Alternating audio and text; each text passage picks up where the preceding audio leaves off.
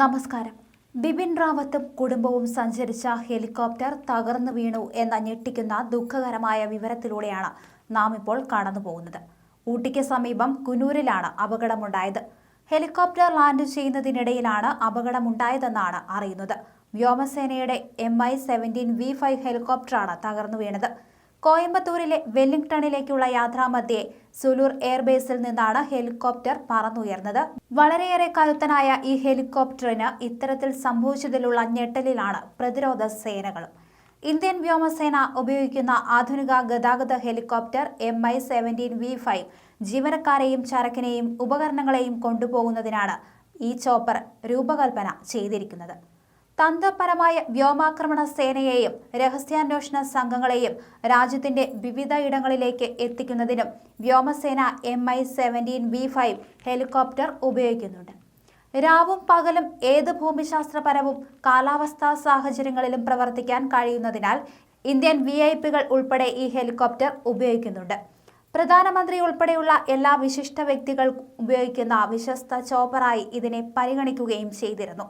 ഇതിനു പുറമെ രാജ്യത്തുടനീളമുള്ള രക്ഷാപ്രവർത്തനത്തിനും ദുരിതാശ്വാസ പ്രവർത്തനങ്ങൾക്കും സൈനികരെ വിന്യസിക്കാനും ഇന്ത്യൻ വ്യോമസേന ഈ ഹെലികോപ്റ്റർ ഉപയോഗിച്ചിരുന്നു. സുലൂർ എയർബേസിലാണ് പ്രധാനമായും ഈ ഹെലികോപ്റ്റർ പ്രവർത്തിക്കുന്നത്. റഷ്യൻ നിർമ്മിത MI-17V5 ഹെലികോപ്റ്ററുകൾക്ക് മണിക്കൂറിൽ 250 കിലോമീറ്റർ വേഗതയിൽ 13,000 കിലോമീറ്റർ ഭാരം വഹിച്ച് പറക്കാനാകും. ഹെലികോപ്റ്ററിന്റെ ഈ പ്രകടനവും കരുത്തിലും വിശ്വസിച്ചാണ് ഇന്ത്യ 80ഓളം MI-17 ഹെലികോപ്റ്ററുകൾ കുറച്ച് വർഷങ്ങൾക്ക് മുൻപ് തന്നെ റഷ്യയിൽ നിന്നും വാങ്ങിയത്. 2018 ഹെലികോപ്റ്ററിന്റെ അവസാന ബാച്ച് ഇന്ത്യയിൽ എത്തിച്ചത്. പുൽവാമ ഭീകരാക്രമണത്തെ തുടർന്ന് 2019 ഫെബ്രുവരിയിൽ പാകിസ്ഥാനിലെ ബലാക്കോട്ടിൽ ഇന്ത്യ വ്യോമാക്രമണം നടത്തിയതിന് തൊട്ടടുത്ത ദിവസം ജമ്മു കാശ്മീരിലുണ്ടായ അപകടത്തിൽ തകർന്നു വീണതും MI-17 ഹെലികോപ്റ്ററായിരുന്നു. പാക് വിമാനമെന്ന് തെറ്റിദ്ധരിച്ച ഇന്ത്യൻ ഭാഗത്തു നിന്നുള്ള ആക്രമണത്തിലാണ് അന്ന് MI-17V5 തകർന്നത്.